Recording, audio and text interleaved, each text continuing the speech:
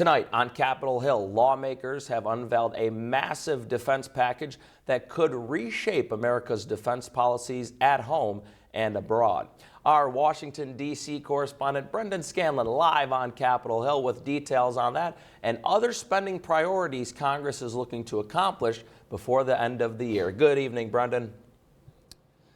Hey there, Philip. Good evening to you. That's right. Over the weekend, congressional leaders unveiled the text of the 2026 National Defense Authorization Act, which is really a massive defense policy bill that provides funding and provides direction for the Pentagon over the next fiscal year. The bill comes in about $8 billion above President Trump's request and follows weeks of bipartisan negotiations. It repeals sanctions on Syria, it slows any troop withdrawals from Europe, and boosts support for Ukraine. It imposes stricter limits on U.S. investments in adversarial countries like China to prevent American money from boosting military or surveillance technology.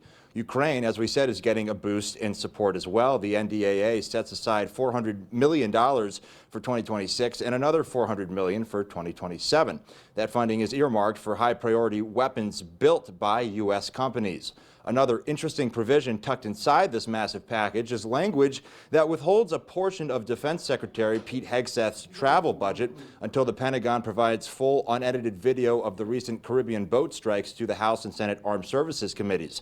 Hegseth and the Pentagon have recently come under fire over that second strike that was ordered on an already impaired vessel back on September 2nd. Now, in addition to the NDAA, several other spending bills need to be finalized and passed before January 30th to avoid a partial government shutdown. Political analysts we spoke with say lawmakers might try to combine the remaining bills altogether in an attempt to finalize them quickly.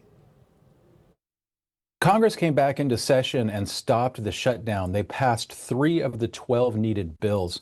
Now they're trying to pass another 5 by attaching 4 to the defense bill, and they're trying to get that done by the end of the year because that would leave 4 more that they have to tackle in January by the end of the month. The reason you try to do it this way is it makes it harder for somebody to vote against all of these bills because they would be holding up a lot of different things.